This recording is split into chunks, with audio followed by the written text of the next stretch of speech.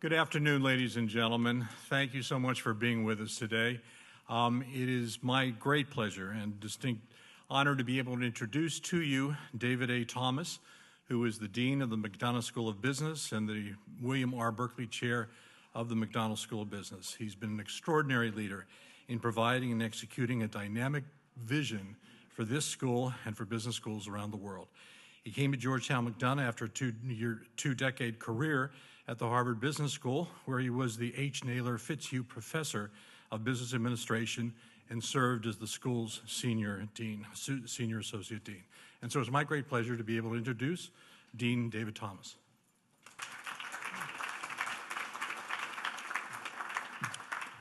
Thank you. Thank you all for joining us this afternoon. Particular welcome to those who are joining us, who are members of our advisory board for our Business Society and Public Policy Initiative. As Jim said, I'm David Thomas, and I have the privilege and the pleasure of being the Dean of the McDonough School of Business, where we've become very clear that our mission is to develop and educate principal leaders with a global mindset to be in service to business and society. As part of this mission, I would like to welcome you to the inaugural Rafiq B. Hariri Symposium this afternoon. This symposium is dedicated to the memory of the late Rafiq Hariri, a two-time Prime Minister of Lebanon, a renowned philanthropist and dedicated supporter of education. In 1979, he founded the Hariri Foundation, which has helped tens of thousands of Lebanese students attend institutions of higher learning at home and abroad, as well as provide health, social, and cultural services to Lebanon's neediest. With three sons who attended Georgetown, Rafiq Hariri also was a proud Georgetown parent. Georgetown awarded him an honorary degree in 1996, hailing the Prime Minister as a champion of education and opportunity for the underprivileged. A decade ago, Mr. Hariri was assassinated in a terrorist attack in Beirut. Today, his legacy remains strong and enduring, not only in his native country, but the world over. And indeed, as we sit here in the Rafiq B. Hariri building, we remember him today and every day at Georgetown McDonough. The topic of this first annual Hariri Symposium is particularly relevant to the times we face today: conducting business in an unsafe world, ISIL, cybersecurity, and militarism. Our accomplished panelists, who will be introduced shortly, bring three unique perspectives to this subject. They also are members of the advisory board to the Business Society and Public Policy Initiative, which we officially launched last fall. The initiative is committed to being a rigorous and leading academic catalyst locally, nationally, and globally to address the intersection of business with government and society in the 21st century. It seeks to provide students, business, and political leaders, and the general public with a greater understanding of the challenges facing business today. This is particularly true when it comes to the impact of public decision-making on business and the role that corporations play as agents of global, social, and political change. It is appropriate, then, for the initiative to host the Hariri Symposium, and I am pleased that this symposium is tied together with the first meeting of the initiative's advisory board. Our moderator this afternoon is Jim Moore, who leads the Business Society and Public Policy Initiative. Jim began teaching at the McDonough School of Business in 1999 after serving in several Senate-confirmed positions in the Reagan administration. He has negotiated on behalf of the U.S. a series of historic trade and economic agreements, and today sits on several corporate and nonprofit boards. He's a best-selling and award-winning author and has been a television and op-ed commentator on the critical issues of our day. It is my pleasure to turn today's program over to Jim Moore.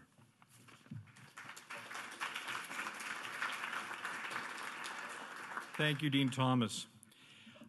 Before we continue on into this, I think, rather compelling subject on conducting business in an unsafe world, I would like to be able to introduce a few people, namely our wonderful board of advisors to the initiative.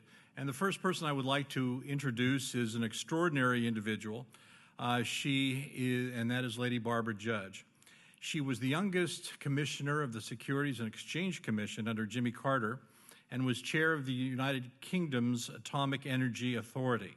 She serves as the chair of the UK Pension Protection Fund, and she was just appointed chair of the Institute of Directors, Breaking a Barrier for Women, in an organization that was founded in 1903 and will be taking on the responsibility of trying to really help guide companies and corporations, directors, CEOs in the area of corporate responsibility and ethics in Great Britain. She just flew in from London not that long ago today. It is my pleasure to be able to introduce Lady Barbara Judge. We have, I think, a few people who will be coming in the midst of things. Is Tom Farley here? Let me introduce Tom Farley, who will be with us, I think, in a few minutes. Tom is the president of the New York Stock Exchange and indeed is one of the greatest first basemen to have ever played on Georgetown University's baseball team, which at one time was actually located right where we're standing here in this building. I'd like to be able to introduce Bob Flanagan, who is chairman of the Federal City Council, executive vice president of Clark Enterprises, and one of the most dedicated Georgetown McDonough alumni and the father of future Georgetown McDonough alumni. Morgan O'Brien. Is Morgan here? Morgan will be here in a few minutes. He is the co-founder and the chairman of Nextel Communications, now a part of Sprint. If you were to ask a number of individuals, he being a distinguished Georgetown graduate, who three of the greatest living pioneers today happen to be in the area of telecommunications industry, Morgan O'Brien's name would be on that list. I would also like to be able to introduce Sheikh Khalid bin Thani Al Thani, who is with us tonight. He is a member of the ruling family of Qatar, who holds a PhD in business and economics. He is chairman of Qatar's formidable Esdan Holding Group and one of the foremost business leaders and philanthropists in the Middle East today. Sheikh Khalid bin Thani Al Thani. I think it must be the cherry blossom traffic. We also will have here in a few minutes Eric F. Trump. He is the Executive Vice President for Development and Acquisitions of the Trump Organization and Chairman of the Eric F. Trump Foundation, which has raised millions of dollars to be able to help terminally ill children through St. Jude's Hospital. He's an honors student from Georgetown McDonough, and he is the only student I ever taught who handed in his papers 1 week before they were due. Tony Williams, Anthony Williams, Mayor Williams, he'll be here in a few minutes. Former mayor of Washington, D.C., and today president of and CEO of the Federal City Council, Anthony Williams was one of America's most legendary mayors who brought the city back from insolvency during some of its very dark days. Joining us shortly as well, in fact, here comes Mayor Williams now, we will have with us José Manuel Barroso, the former Prime Minister of Portugal and most recently President of the European Commission. A few weeks ago, he began his new position as the Distinguished Visiting Professor of International Economic Policy at the Woodrow Wilson School at Princeton University. And later this evening, we will have joining us another member of our board, and that's Vicente Fox, the former President of Mexico and Chief Executive of Coca-Cola. We have three members on our board who, for rather extraordinary reasons, could not be with us tonight.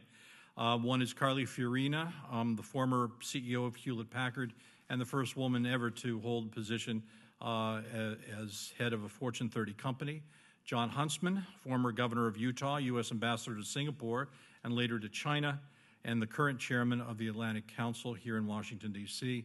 And the last person, Alexander Kwasniewski, who for 10 years was president of Poland and who at this moment is hosting a conference in Warsaw on dealing with Vladimir Putin, Russia, and the future of Western and Eastern Europe.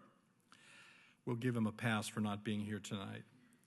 I also would like to introduce some very special guests who are with us as well.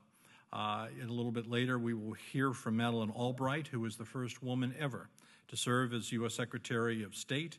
She is the chair of the Albright Stonebridge Group, Montera Distinguished Professor of Diplomacy here at the Walsh School of Foreign Service of Georgetown, and she is the recipient of the Presidential Medal of Freedom by President Barack Obama, and we will see her shortly. I would also like to be able to introduce Rafiq Bizri. Rafiq Bizri is the Chairman, President, and the CEO of the Hariri Foundation USA. Wolfgang Donspeck-Gruber will be joining Jose Barrasso. He's the founding director of the Liechtenstein Institute on Self-Determination at Princeton University, where President Barrasso is also a public fellow. And finally, I'd like to introduce Abdul Basit El-Sabeh, who is the president and the CEO of the Qatar International Islamic Bank. And now let me begin. We invite you to join the conversation on Twitter today using hashtag Hariri Symposium, which is listed on the front of your program. We also invite you to follow us on Twitter at MSB_BSPPI. Again, that's MSB_BSPPI. Fortunately, we are video streaming this right now, and look forward to being able to share this with some who were unable to be with us today. Our topic today is conducting business in an unsafe world, ISIL, cybersecurity, and militarism. This is not the last time that this business school will be dealing with this subject. I'm afraid it's going to be with us for many years to come. It's not as though this world of ours has been safe over the centuries from war and strife. It's just a matter that wild, unconstrained fanaticism, where killing is considered a virtue, and where land invasion today is more reminiscent of anything but the 21st century, have come to define our period of history. Compounding the problem has been the human advancement in technology, in which social sciences are trying very hard to keep up with the hard sciences. The unsafe world in which we live faces a dynamic that we never could have imagined a generation ago. It is up to us in the context of educating future business leaders and in providing a forum and venue for the good of the general public to tackle such issues.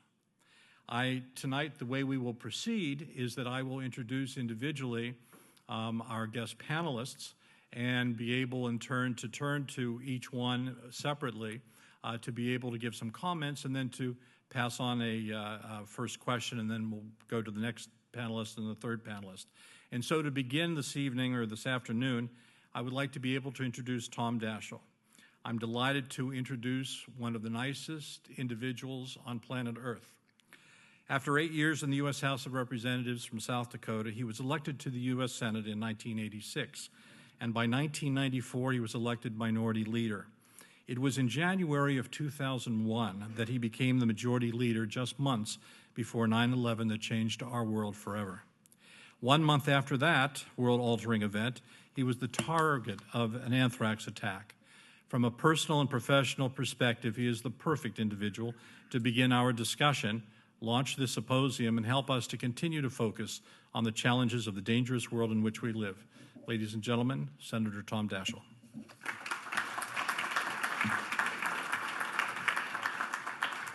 Well, Jim, thank you very much for your kind introduction and your nice words. I'm delighted to be here and appreciate very much the interest in security. And obviously, each of us have our own experiences and perspectives. 2001, as Jim correctly noted, was a transformational year not only for our country, but for me professionally and personally. It was the first year I served as U.S. Senate Majority Leader. But then, as Jim noted, and as we all remember, 9/11 occurred, and that changed everything. I recall vividly how 9/11 began for me. I was having coffee with John Glenn in my office.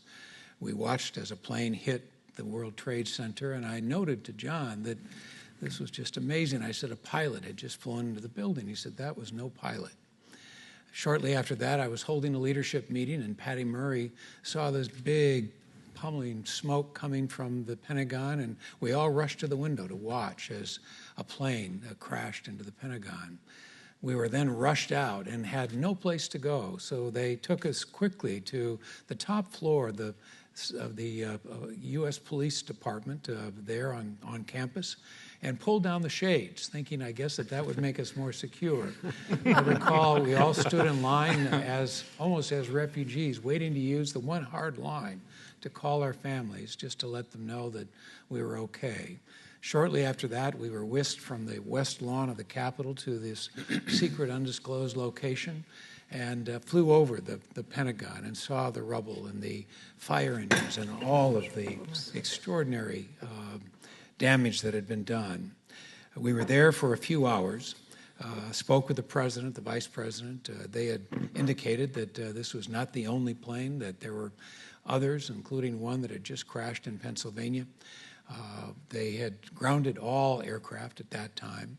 We made the decision to come back to the Capitol that evening and made a decision to open the Senate the next day, not knowing really just what to experience or whether it was even safe. Most of our security at that time told us that it probably wasn't safe, but we felt it was a symbolic statement to be able to say that this will not have the effect that those terrorists who were culprits and responsible for this act would be able to accomplish. So we opened the Senate the next day. It was a traumatic, very, very difficult time for our country, and in some ways one of the most unified moments. I remember almost every member of Congress proclaim themselves not to be Democrats or Republicans, but Americans.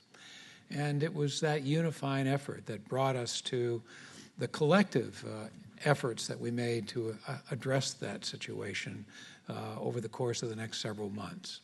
It was just a month and 3 days after that that I came to my office one morning and was told that 28 of my staff had just been exposed to an anthrax attack. 6 people had died in the 3 weeks prior to that time in other settings, other situations. And so obviously we were deeply concerned about the health and the safety and the security of our staff. The good news is that thanks to heroic efforts by the NIH in particular and Dr. Greg Martin, they were given Cipro almost immediately, and for 100 days took Cipro. And as a result, not one of my staff suffered any ill effects. I look back at that time and realize that both 9/11 and 10/15, the anthrax date, really triggered a transformation in our country that lasts to this day. A transformation that we all have experienced either personally or collectively as Americans. The times have changed since the end of World War II. There is unlikely to be another world war anytime, at least in the foreseeable future. The Cold War is over.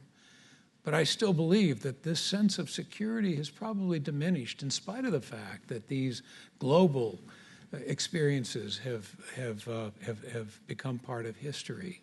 In part, that's as a result of what Jim has noted, the introduction of transnational forces, Al-Shabaab in Kenya, responsible for 148 deaths over the last 10 days, ISIS in Syria and Iraq, Al-Qaeda. But it's not just these transnational groups. We've seen what devastation individuals or small groups can accomplish in Oklahoma City and in Boston and in a Sikh temple in Wisconsin. So our efforts to address this transformation over time has led to an appreciation of security in a different context than we witnessed over the course of the last 55 or 60 years that I've been around. I think we could call it hyphenated security. It's nuclear, it's cyber, it's bio, but it's security in different ways that affect us in a very personal way. Government's response, as we've adapted to this transformation, has evolved. We started, of course, with the Patriot Act shortly after 9/11. We then moved on to the creation of the Department of Homeland Security. We've totally reorganized our intelligence community and realigned, to a certain extent, the Department of Defense to address these challenges that we see today, especially in transnational threat. We've had a big debate about 2 important priorities, security and privacy. And we've not been able to resolve that dilemma about securing the greatest degree of security along with the most consequential ways of protecting our privacy. That effort will go on. I think what concerns me is the realization, as experts I've heard have articulated, that these threats are very real and that it is more likely than not that it is simply a question of if, not, or when, not if, we will see some illustration of threat again realized in consequential ways like what we saw in 2001. And for the business community in particular, this transformation has been a very extraordinary one. All one has to say is one word to realize how much times have changed in the last 15 years, and that one word is Sony. Sony, I think, was yet just one of the latest victims of cybersecurity attacks that now become all too frequent. Whether it's airports or airlines or virtually any public building, security is different today than it has ever been in our past. And so we live with security today in contexts that we didn't know would exist as late as 20 years ago. We continue to evolve and address this challenge as best we can. I think with technology, we'll either be safer in some respects or more threatened in others. The only thing I think is certain is that the momentum of change, the momentum of this progression of both security and threat, along with privacy and protection, is something that we'll continue to have to work through on the private side as well as in the context of public policy. That's why conferences like this are so critical and why I'm delighted to be here today. Thank you very much. I've been looking over questions that were submitted prior to our beginning the symposium. And so if I may, I'll begin with one. Do you believe that given all that has been transpiring, that we truly are learning each step of the way so that we're not somehow backtracking to the days prior to September 11th? I think we are learning. I think the learning curve is a big one. Obviously, this is technology evolves, and as it does, we have to adapt to changes as they present themselves. I think the learning experience has been one that we've applied. Certainly, you can see that in airports and airlines, but even the most recent German experience has taught us that maybe we still have more to learn with regard to airplane security. And so we still have much work to do. But I think there's a great concerted effort, both in the private sector as well in the public sector, to address security in a more conscious, a more successful, and perhaps a more pragmatic way.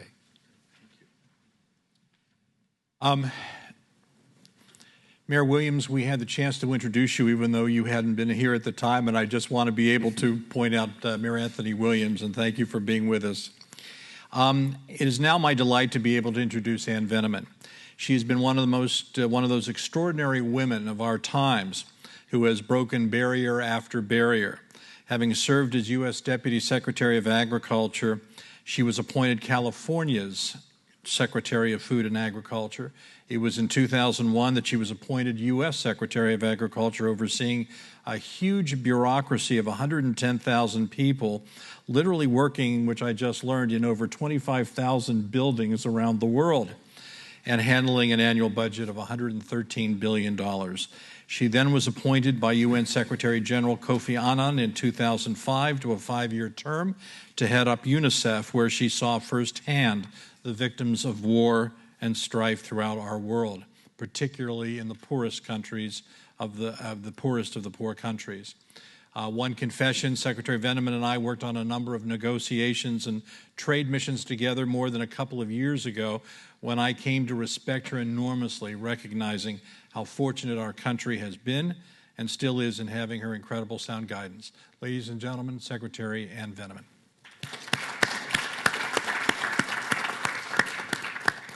Thank you very much, Jim, and thanks for inviting me here today. It's a great pleasure to be part of this inaugural symposium. And I apologize for my voice. It's a little bit suffering from a cough today. I want to just go back for a minute and talk about your experience that you were recounting about 9/11, because I, too, was in government. We ended up at the same undisclosed location, as you might recall. Only they made 2 of us cabinet members spend the night, with no clothes, no toothbrushes, no nothing. But it really did change the way government operated and how it went forward. The initiatives we were working on, yes, we continue to work on them, but the focus of what we did in government in every department is look at where were the risks, what had to be done to address them, how did we work with the industries to address these issues. So for example, we began to look at, threats to our animal livestock industries, how diseases could be introduced that would then cause massive economic impact in this country. What would be the environmental impacts of that? How would we deal with it? What are the food safety risks? What are the risks to our water supply? So it really did change how government was looking at a whole range of issues across government in every department, and I think really changed the focus of how we work. And as was indicated, after that, after being in the Department of Agriculture for 4 years and dealing with a number of these issues, I was fortunate enough to work in the UN for 5 years, where we worked on a number of threats. I worked we worked all over the world and really dealt with the effects of conflict and war and terrorism and uncertainty in so many countries. I mean, we see now the effects of the ongoing, the effects on the people, on the societies of the ongoing conflicts in Afghanistan and the Middle East. I did a trip to Liberia and Sierra Leone not long after their 13 years individual civil wars ended, and the impact on the infrastructure is just devastating.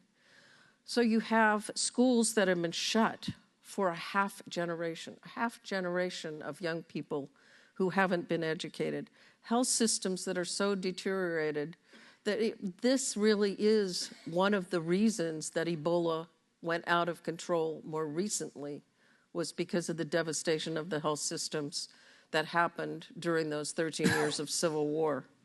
It impacts business too. I mean, there are companies that source rubber from Liberia, for example, many other business and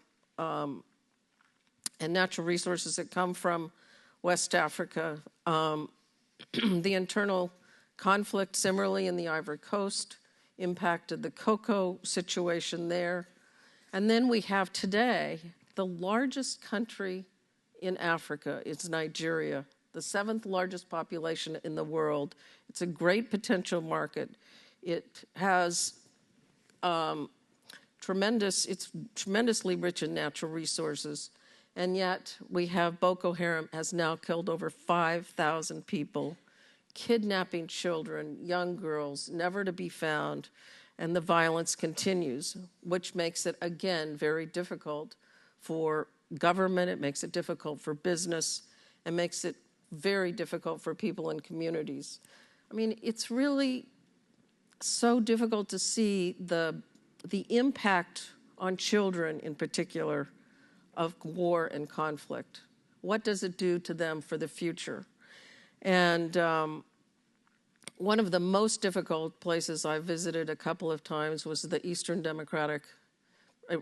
part of the Democratic Republic of Congo, where almost 6 million people have been killed over the last 20 years of conflict, where rape is a regular weapon of war, where communities have been terrorized, where people have been driven from their homes. And it is the price we pay of conflict. The other issue that comes into play around that area and in many places where I have visited is the issue of child soldiers.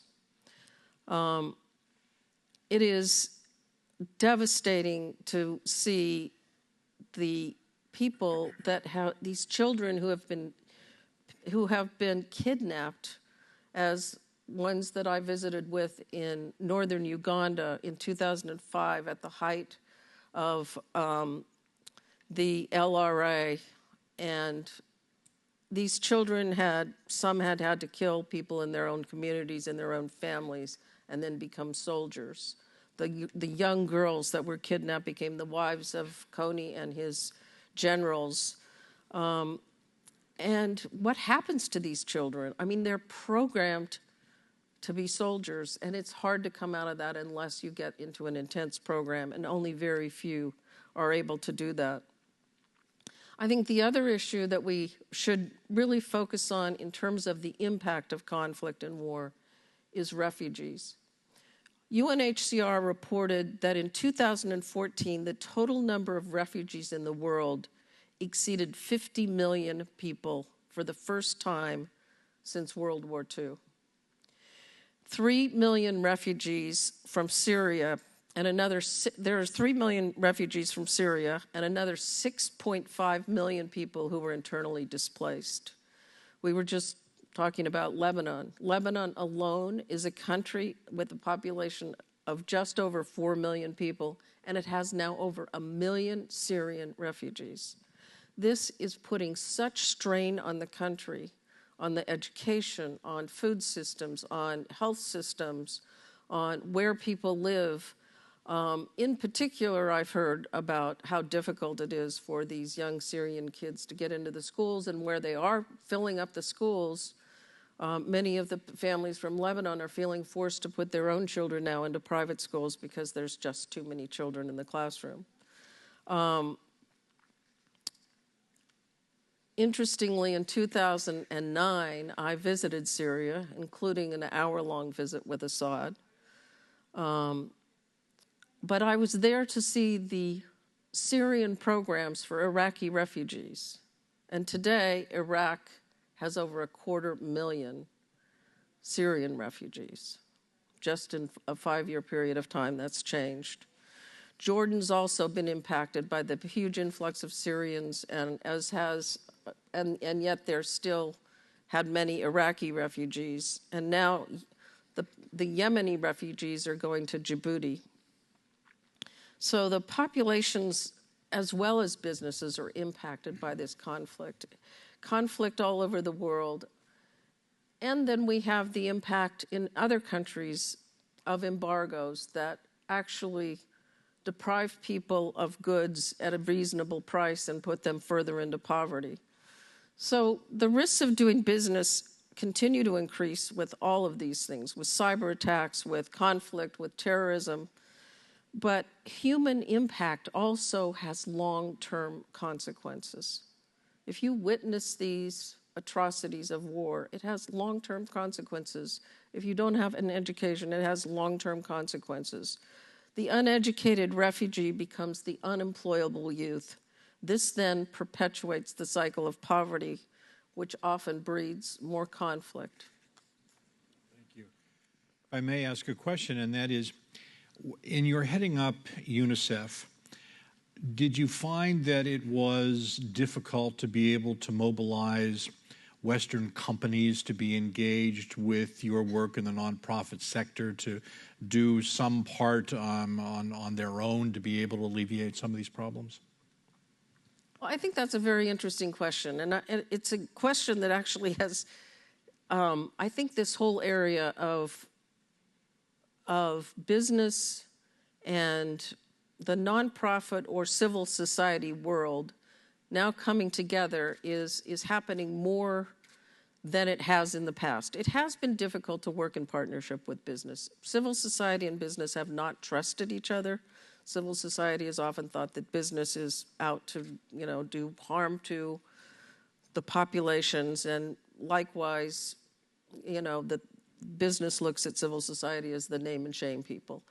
I think that's changing, partly because of the huge influx now of social business and also of big businesses that are adopting policies like creating shared value. How do you build value for society and value for shareholders at the same time? So food companies, for example, that are putting into place extension programs to help the poorest farmers in the developing world who may be growing cocoa, coffee, producing dairy, to help farmers produce better quality, better productivity, which gives them more income, helping society, but it gives the company more assurance of their supply. We see companies looking at how to preserve water, how to work together to really address the water situation around the world, to build plants and to provide, even as they're building in communities, water for communities. Because clean water around the world is another huge issue. And so I think that this is an area where business and civil society and government need to all come together to really look at how do you address the issues of economic development for the long term, of really giving everybody an opportunity. And I see that happening much more even over the last 5 to 10 years than it has in the past. Thank you.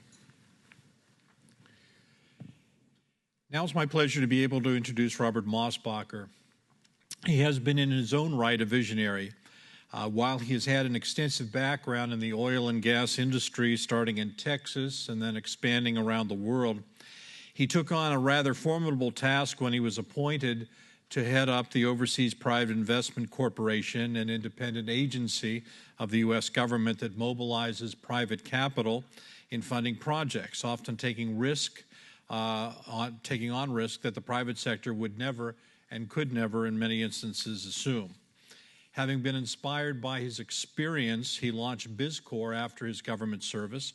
BizCorp is an organization that places graduates of top business schools, including our own Georgetown McDonough, with small and medium-sized enterprises in targeted emerging economies to help execute business plans to achieve success.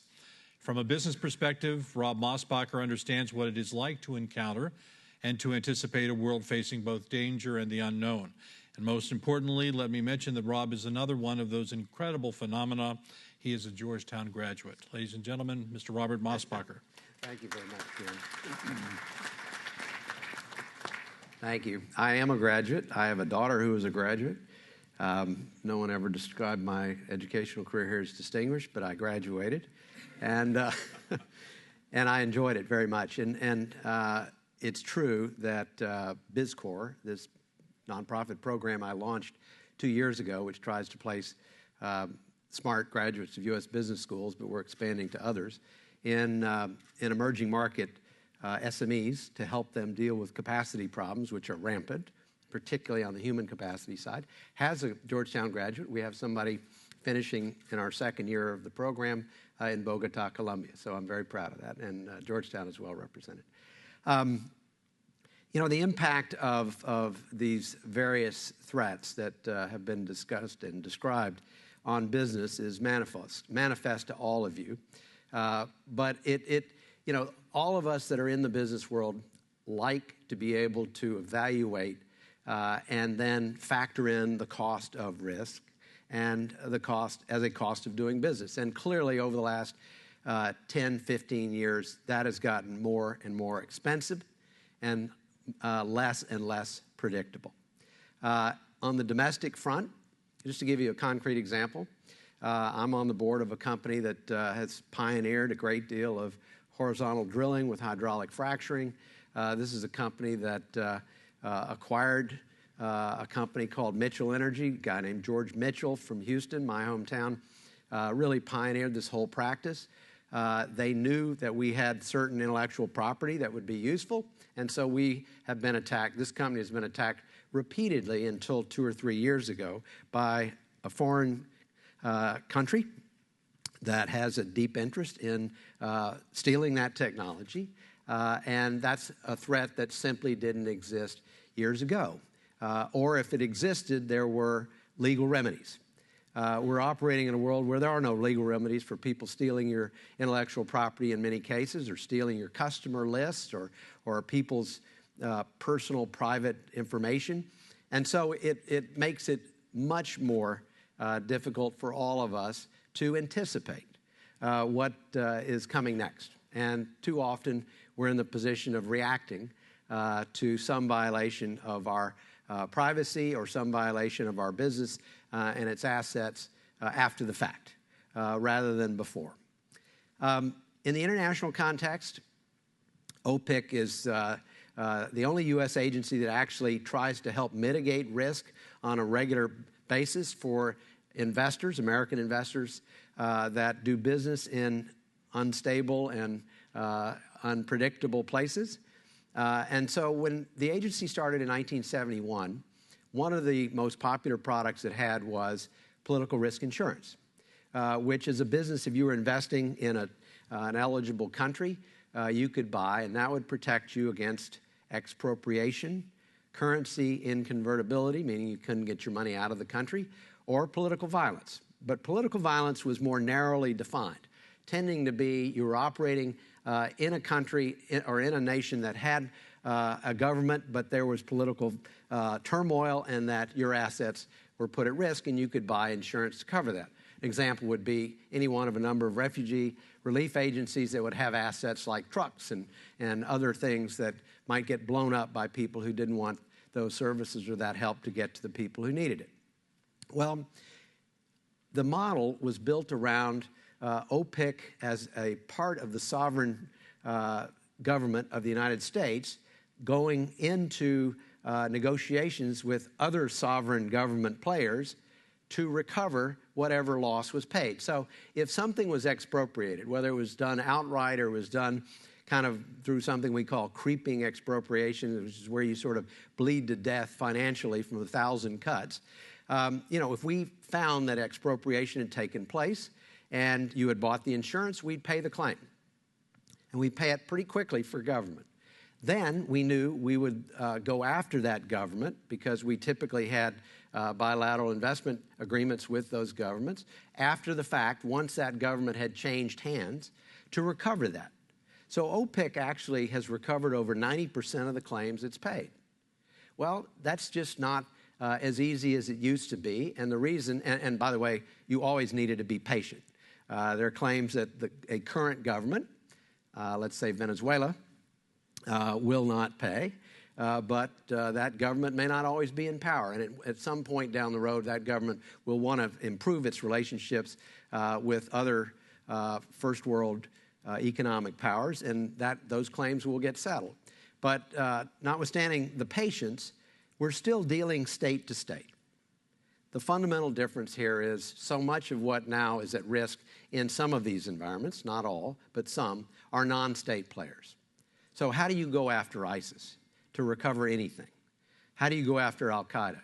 And so it changes the basic dynamics of how this is done. It also changes the nature of risk protection or mitigation you need to buy.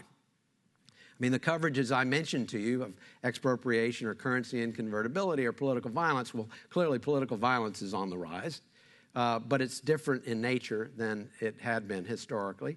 But now there are coverages that become much more popular, like business interruption coverage. So that doesn't necessarily mean a government was involved or an internal sort of guerrilla group was involved. It just means that if, as a result of an unpredictable act or some force of nature or actual engagement by non-state players, terrorists, that your business is interrupted, if not destroyed, you can recover under the policy of what you bought, business interruption insurance. So this is kind of one of the evolving types of products that are out there. And I would just say one other thing that companies now do that was not nearly as prevalent, and I'm talking about particularly Western companies, is risk management used to be a priority, but it's never been as high a priority as it is today. And most companies have kind of dashboards of enterprise risk management indices. And, those used to be focused primarily on operational risk. How do we, as a provider of a product or in the food business, how do we protect the quality and the standards and so forth? Those things are manageable, and they're things that must be controllable if you're going to operate appropriately and profitably. But today, there are now these uncontrollable, unpredictable risk impact factors, which have taken greater and greater focus. And, all you can do is do your best to be as well positioned as possible. But it now involves, for instance, at the board level, at every board, public company board I'm on, a very serious focus on what risks have gone from being modest to being high.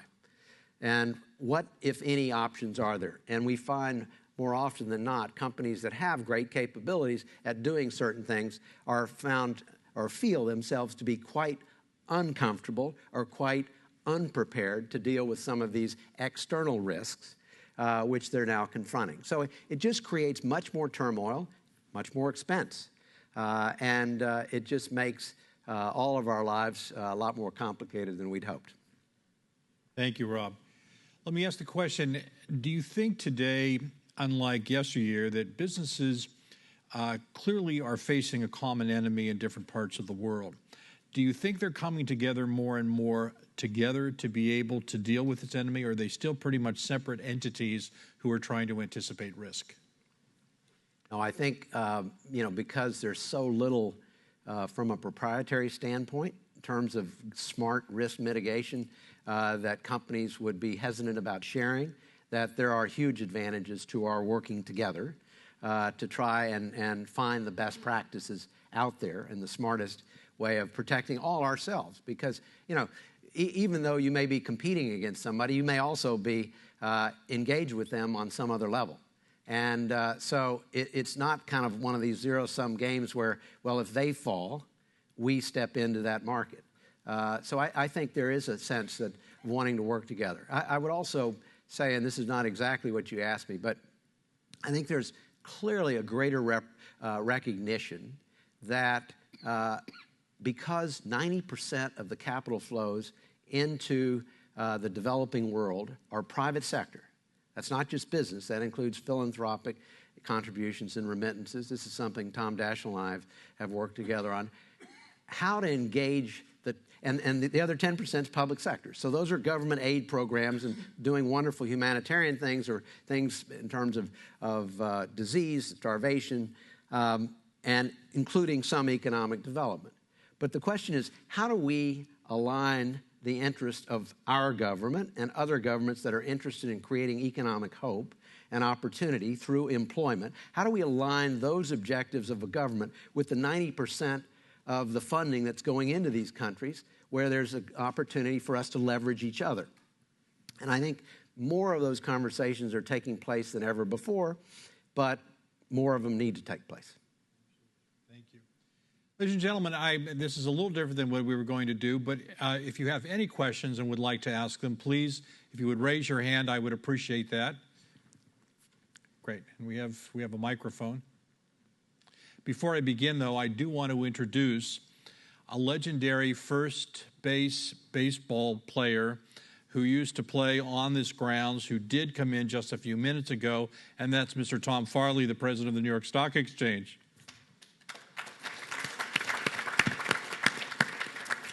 Yes, please. Thank you. My name is Paul Robinson. I'm a student in the business school here.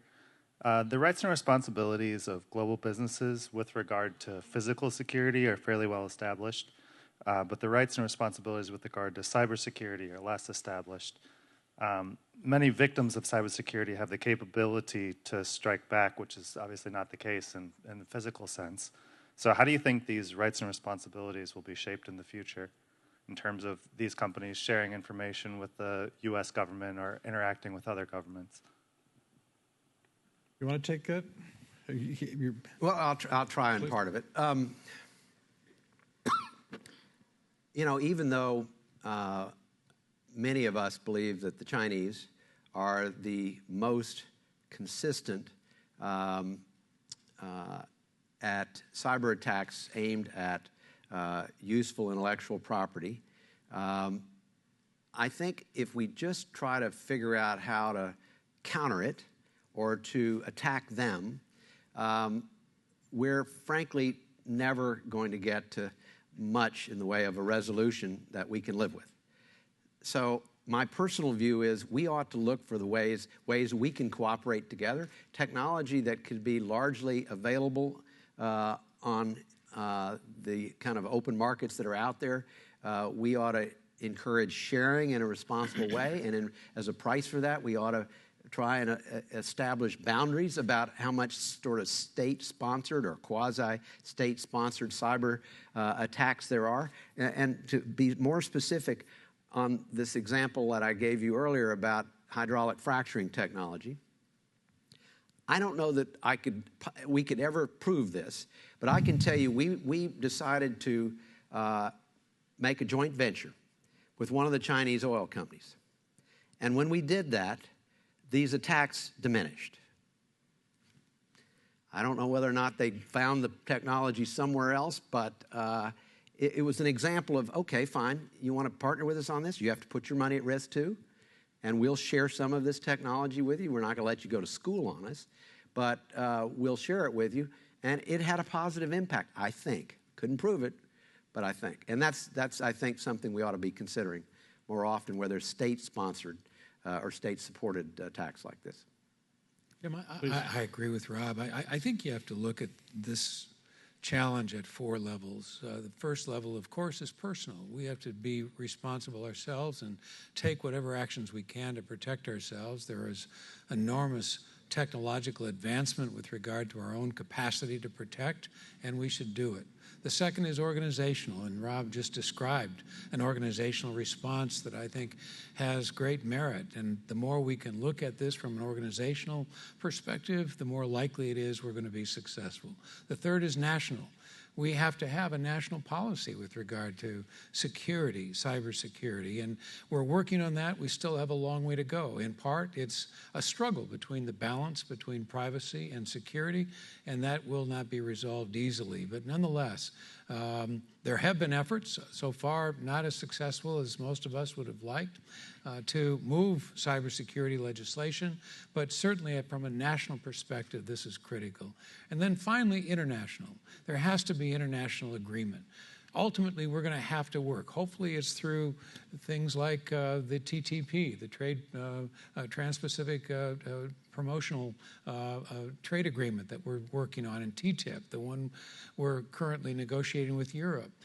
It's organizational efforts like that at an international level that will bring us a better opportunity to work in a collaborative way with other countries to address this. This is a global problem. It's not just a local problem, and certainly one that has to be addressed globally as well. You know, and I'm thinking about the days when we were in government and dealing with negotiations. Those were the days when Japan was the threat. It wasn't China. The notion of cybersecurity, you never put those two, cyber and security, together.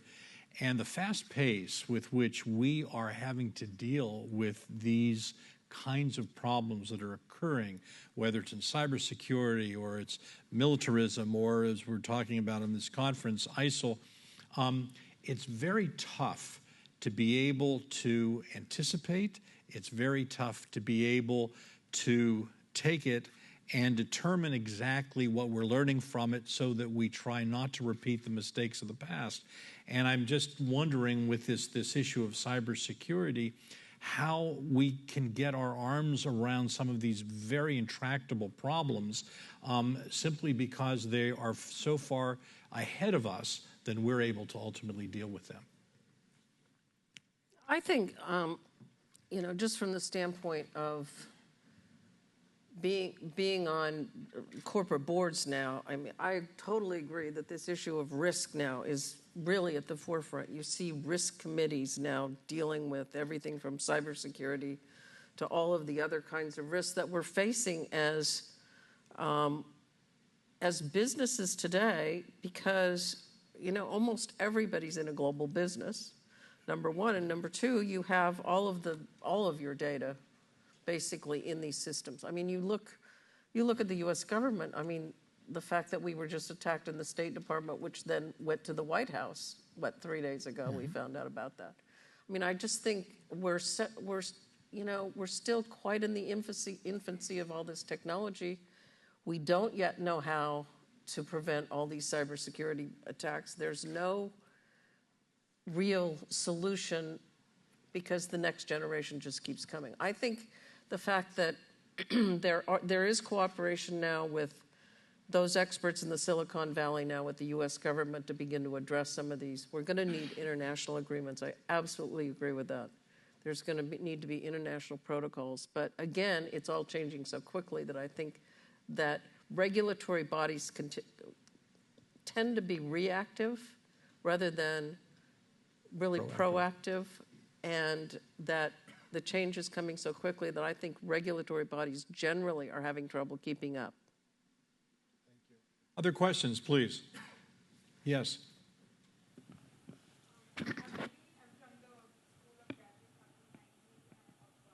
Would you repeat that, please? My name is Nimi. I'm from the Culture, Communication and Technology program from the Graduate School of Arts and Sciences here. I wanted to ask, in countries like Qatar and Dubai, where ICT is still catching up to the standards of China and US, how do you see the implications of cybersecurity threats, or just a general forecast of what is currently happening in the US? Thank you. Well, one dynamic of cybersecurity issues is it's not simply the province of rich countries to have really smart computer people. I mean, in fact, it's a game changer and field leveler, if you will, for barely state actors like North Korea to be able to hire, if not train, people who can be quite adept as cyber terrorists, if you will. Dubai, I think, has unlimited resources and theoretically should have the opportunity to participate at the very highest levels of any sort of technological innovation out there, including attracting academic horsepower to the country to help encourage that sort of research and development. Not sure if that's what you're asking, but that's my answer. Other questions? I'm a grad student at Georgetown as well. You guys have pointed out that it's not a matter of resources, it's more like making cybersecurity a priority for governments around the world. So do you think a cyber 9/11 or the equivalent of that sort of event will really kick global governments into action towards actually regulating this and becoming, as you said, was more reactive in nature? So do we need that sort of iconic event just to get into action? Well, I often think of Congress, and I guess it could be applied to government generally, is more like a fire department that responds to 5-alarm fires before they ever get to fire prevention. And I think that it's oftentimes the case that we are more reactive than proactive. My fear is that technological innovation is moving so much more rapidly than policy innovation. And as a result of the lack of consensus and, to a certain extent, many of the unknowns, I agree with Ann. I think it's going to be harder for us to coalesce around a collective policy strategy having to deal with all of the issues relating to cybersecurity. Partly it's driven by protections of turf and special interests. Partly it's a result of lack of consensus. Partly it's an unknown out there that we still haven't been able to fully grasp in terms of just how we might do this from an international perspective. But it is going to take enormous collaboration and leadership and a commitment and a higher level of priority than we have today. Generally, what happens is that incidences like we've seen in the past trigger that response, and it wouldn't surprise me if that's what happens in this case as well. Yes, Lady Barbara Judge. Just to follow on to what you were saying, which is,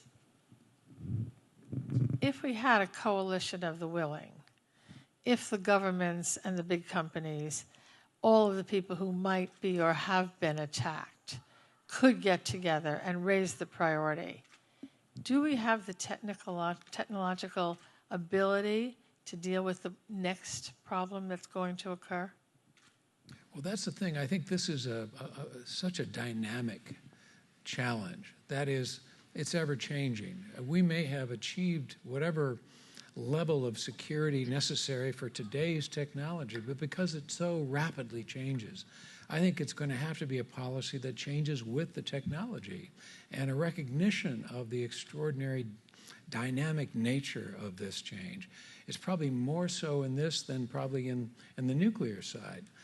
But certainly with regard to both biosecurity and cybersecurity, it's an evolving challenge that creates an enormous set of obstacles for public policy creation that we still haven't been able to grasp completely.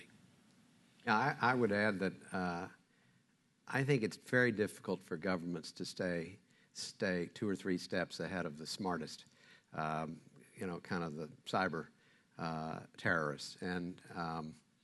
But I think, and you certainly would get attention from North Korea if, in fact, they suffer from cyber attacks, as they did in the aftermath of the Sony situation, wherever it came from.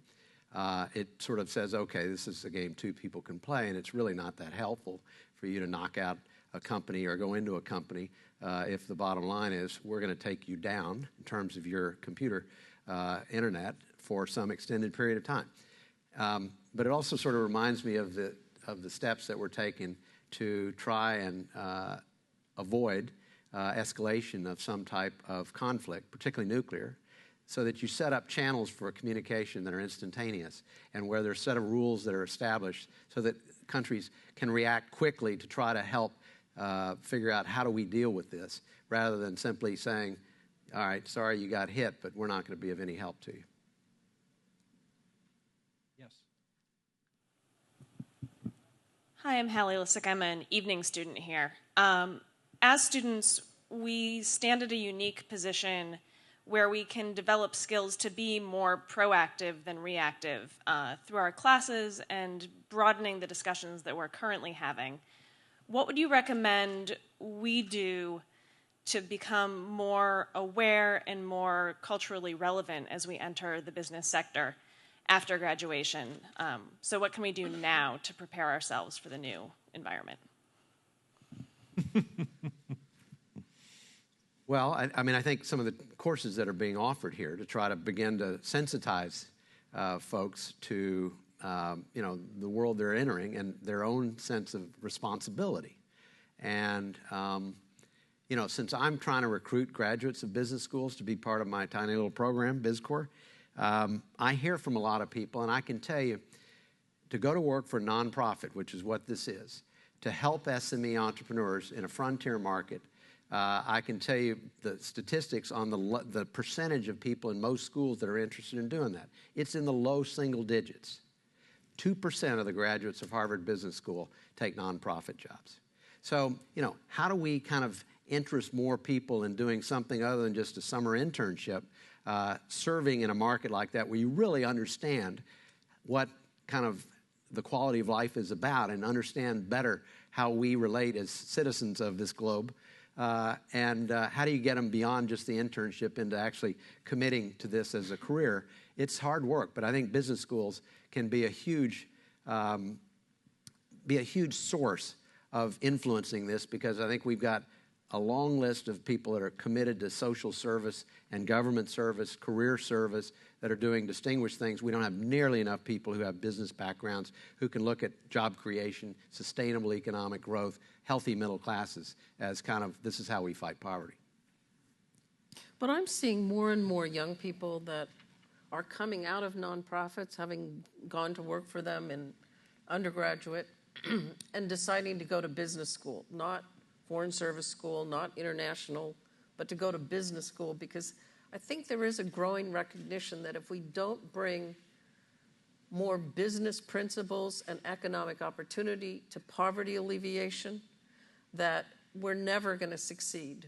The kind of giveaway programs, providing programs in the past hasn't worked. We've got to really focus on how do you really promote economic opportunity in countries all around the world for the poorest populations, to give people that chance. And I think this is where more and more people are recognizing this intersection of a business education in the social business and nonprofit world. I think the key word is engagement. It's so essential. We need engagement. It's your interest and your involvement as we begin to grapple with these modern day issues, some that I didn't have any notion of when I was your age, are going to be your future. And your engagement, your investment in finding solutions is absolutely essential. Yes, Kathy.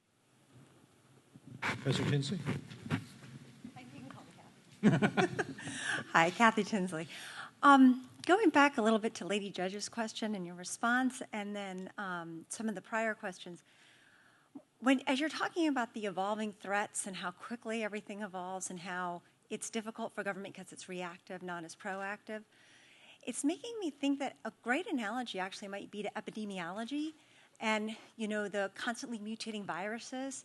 And I'm wondering whether anybody has tried to use that analogy before, and, you know, with any success. I mean, I see an upside in that there's a model there that we have for public health that we could use towards, you know, public sort of resilience to these cybersecurity threats. But I just wondered if that's anything that's been talked about before. I think that's a terrific analogy. I haven't heard that analogy before, but I think it's a very relevant one. You know, there's so much in health, you know, that we talk about with regard to population health today, preventative health, and applying preventative health best practices to the challenge here, I think holds real promise. And that's really what we're talking about. Just because government isn't good at it doesn't mean we shouldn't try to be better at it. And I think we've got to work at being better at it. Yes, please. My question is about Iran, which is an old... Sorry, would you introduce yourself, please? Walid Ma'louf is my name. And my question is to the panel, but in particular to Senator Daschle.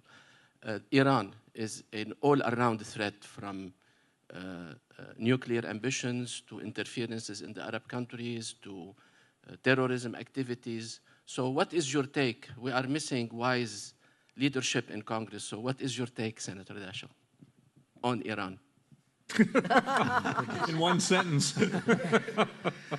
Well, my take is that your description of Iran is correct.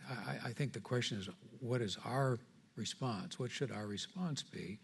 I'm one who believes that engagement and bringing them to the table and negotiating is far better than war, far better than conflict. And so I'm hopeful that we can find some way to formalize this agreement over the next 3 months and reach some understanding with regard to their nuclear aspirations, but then allow that really just to be the beginning of what I hope will be a change in Iran's position and tactic and strategy, not only in the region but around the world. And so I think this is going to obviously be tested. And there are many agreements, and there are many disagreements, I should say, with regard to how we ought to address it. I frankly just don't think there's an alternative. We can't make the perfect the enemy of the good when we look at agreements like this.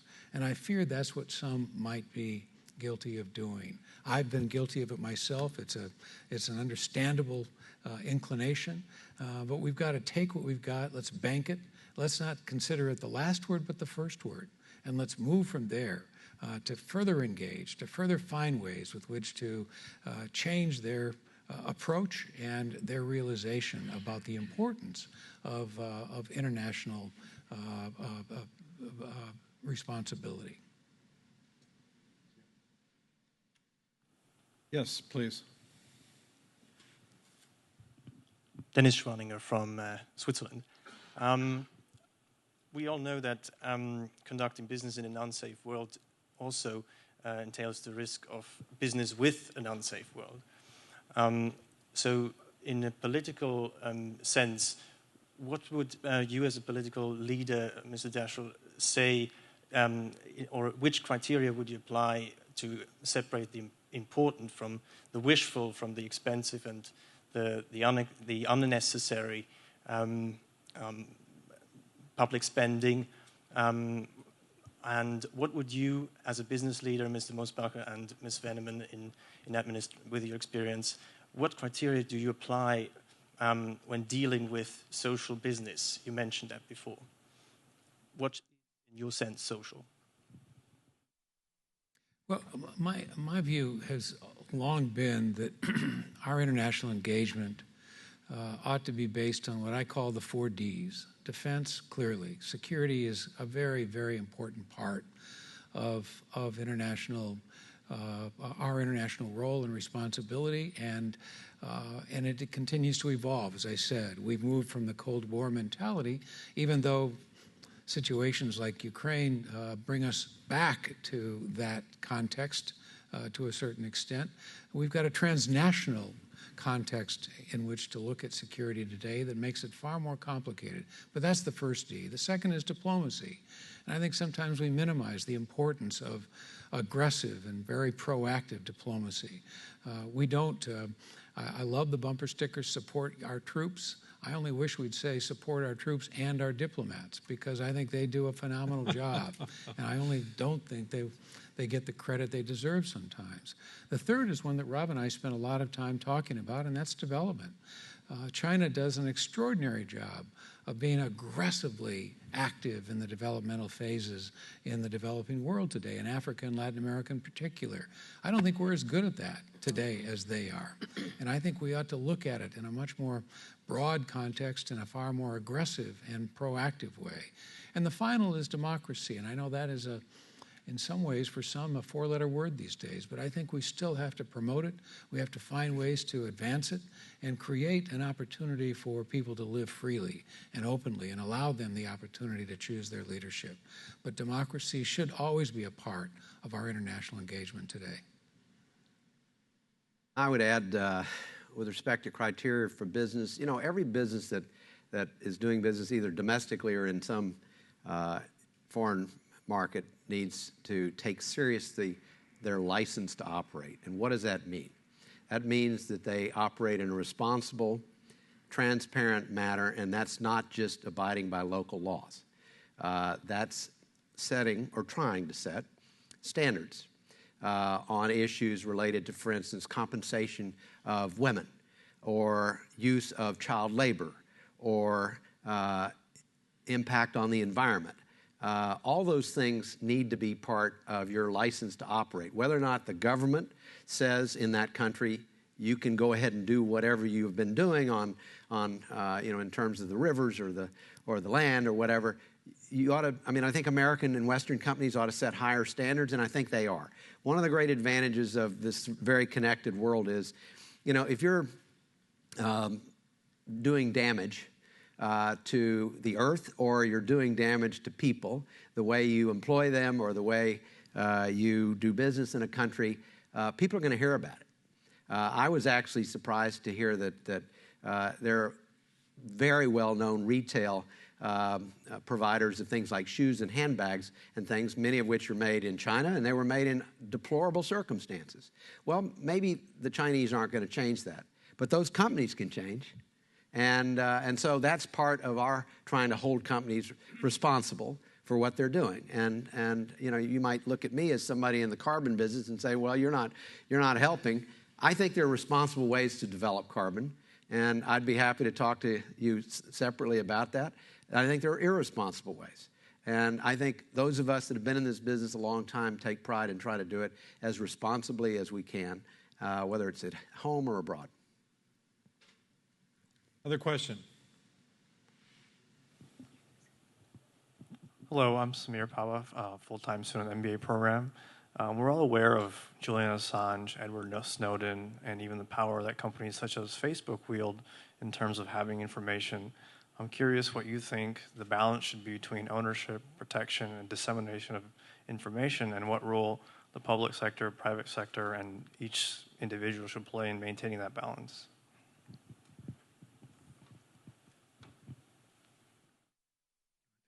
You want to take a shot at that one? I don't know that anybody has a clearly definitive way to describe that balance today. I think we're working at it. Obviously, our ability to protect privacy is a very important element to public policy, but so is security. And the question is, where do you draw the line, and what protections can you put into place? We've had protections in the past that have not worked as well as many of us would like to see. As we consider the Patriot Act, how do we ensure that those who might be using technology and the communication skills that are presented through technology today don't pose the kinds of threats that we've seen in the past?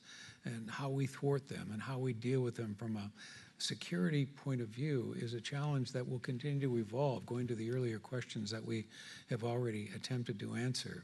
So it's an ongoing balance. I think partly it has to be in writing, and partly it has to be in good judgment. We have to create a leadership regimen that understands the sensitivity of these balances and work to resolve them as they present themselves. But that's an ongoing challenge. And again, today, as I said, as we've said now several times in the program, policy lags behind the technology in coming up with the ultimate way with which to do it correctly. But could not one simply say that that is absolutely true, but that it will always be a given that policy never really will be able to meet up with the demand and the technology advances that we find? Well, I like the epidemiology analogy. I don't like to ever say never. I mean, I think that there are, possibilities that we might be able to come up with a preemptive strategy that allows us to do it much more successfully. And I don't think we ought to give up. And so I'm not prepared to commit to that scenario at this point. But obviously, it's a huge challenge, Jim. Thank you. Yes, there was another question. Hi, I'm Alejandra. I'm a student of public policy here at the McCourt School in Georgetown. And my question is related to Latin America. We represent another type of insecurity, not in cyber terrorism or in terrorism, but we have important threats to business as corruption, as drug wars, and as the lack of democracy in some of the countries. And we also know that a lot of transnational companies and American companies adopt the corruption practices that sometimes happen in the countries. And that's perpetuating this situation. And besides the ethic part, the ethic component of the situation, is there a dialogue in the business sector? Is that a topic that is being addressed besides all the part of terrorism and cybersecurity? Thank you. Well, let me say, first of all, the United States has had for years something called the Foreign Corrupt Practices Act, which is very clear about culpability for engaging in any forms of corruption in a host country. For years, people have perhaps nuanced that a little bit or finessed it a little bit, but I think by and large, American companies and now European companies see a high price to be paid in terms of senior level management for enabling or tolerating corruption. So when I was at OPIC, because we were enabling lots of American businesses to do business overseas, and we knew they were going to be operating in a lot of very, very corrupt places, we made sure they understood clearly what the Foreign Corrupt Practices Act was all about, who was the responsible parties in terms of chain of command, how it affects and covers agents as well as direct employees. And so we're, I think, making a pretty concerted effort to not perpetuate. I agree this is a cancer on the world. And I think one of the real steps forward is, for instance, this is corrupt payments made were actually deductible on the taxes of certain European countries until not long ago. That no longer exists, and there have been some very high-profile prosecutions of some European companies, as well as American, that all send the message that, we're not going to tolerate this anymore. Mayor Williams.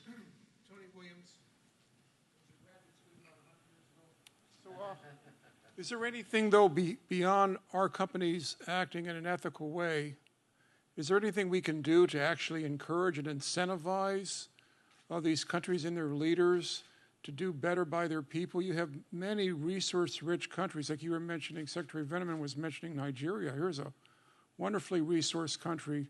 The leaders rob from their people day in, no offense to anyone, rob their people day in, day out. It makes you want to cry. Is there anything we can do to try to encourage better behavior in that way? I think there is. I mean, I think, first of all, I want to thank the questioner who brought up the issue of corruption, because it clearly is an issue that businesses are dealing with all around the world, because there is so much problem. And people are getting tired of it. People who live in these countries want better governments. They want the intended resources to get to the communities, and they want people to be able to have an infrastructure that will give them healthcare, education, and all of the rest, roads, bridges, transport, food systems. And so I think that one of the things, we've been talking a lot about cybersecurity and the evils of technology. There's a lot of good things that technology are doing, like making more transparency in government around the world, you know, being able to photograph. But a great example that I just heard about at a conference I attended is a nonprofit that's working with a country and a community that is going to be impacted by new drilling. And so they are putting together a system that will allow a completely transparent whole technology system of how people in the community can actually see where the money is going, to make sure that it doesn't get sort of siphoned off by all these levels of government.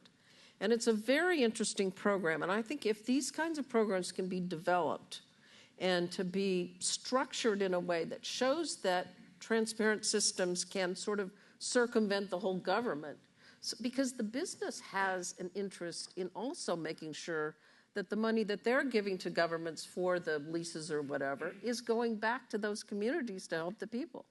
Because they'd rather have an educated workforce, a healthy workforce, to work in their businesses for the future. So it all makes sense. And I think we can begin to help business come together with communities through civil society to build some of these systems to make governments more transparent. Yeah, there's the Extractive Industries Transparency Initiative, which started about 10 years ago. The Brits actually were responsible for launching that. And that was all about energy companies disclosing what they pay to a host government in taxes and royalties and so forth. Then it's incumbent upon the government to account for what they did with it. But there are rewards for those who decide to play by those rules. And I think we have leverage in terms of access to our market and some of our trade reciprocity type situations to encourage that. And finally, the Millennium Challenge Corporation, which was formed during the last administration, was kind of created to provide aid that was tied directly to doing good things like operating transparently, cutting down on corruption, and investing in people, and not yourself, but in people. So I think there's some tools out there. I'm not sure they're being used consistently, but they're out there. One more question. Yes, sir. Thank you, gentlemen, ma'am. My name is John Lynch. I'm a student here at the business school and also over at the law school.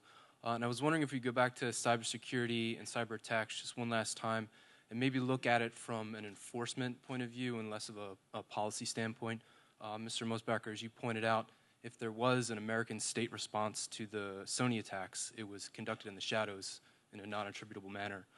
But an American corporation that's the target of a foreign state-sponsored cybersecurity attack, to what extent should that corporation expect to have a state response or be entitled to an American state response to protect their corporate interests?